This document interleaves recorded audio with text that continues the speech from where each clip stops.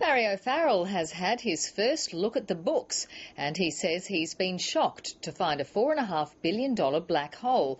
The new Premier says he was only told the bad news yesterday in a Treasury briefing, but he's vowed to honour all of his election commitments. Mr O'Farrell has stood aside the Treasury Secretary and ordered a snap audit. Despite all the outrage, though, international ratings agencies say they have no concerns. With swings of 17% on the Central Coast, winning seats was as easy as ABC. The Premier has revealed Treasury didn't get it quite right with the 1, 2, 3s. What I found not only angered me, but demonstrated just the lies and deception from Labor throughout that campaign.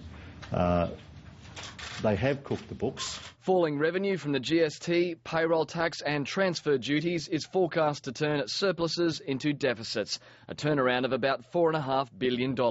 He's not saying what will be cut, but won't ditch any promises.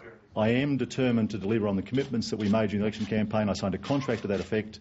We will deliver those commitments. Treasury Secretary Michael Scher has been stood aside while an audit is conducted, with concerns about the state's AAA credit rating. If the figures that were presented to us yesterday had been presented by Mr Roosendaal in New York in December, I was told we would either have been on watch or downgraded.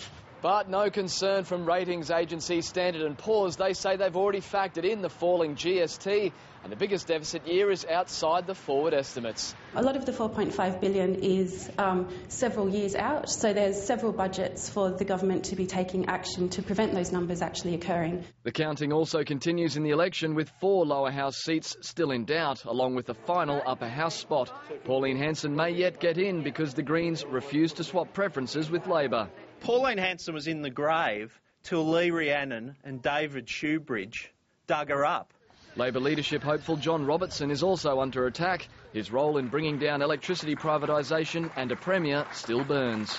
The fact that the fix has been on and he's been ordained months ago, I think is a really bad sign. And secondly, he has to explain his role in tearing down Morris Yema. Frank Sartor also despaired at the lack of leadership talent. I don't think the future Premier is in the Parliament. The first showdown is only weeks away. The Premier wants Parliament back before Easter. Matt Wordsworth, ABC News.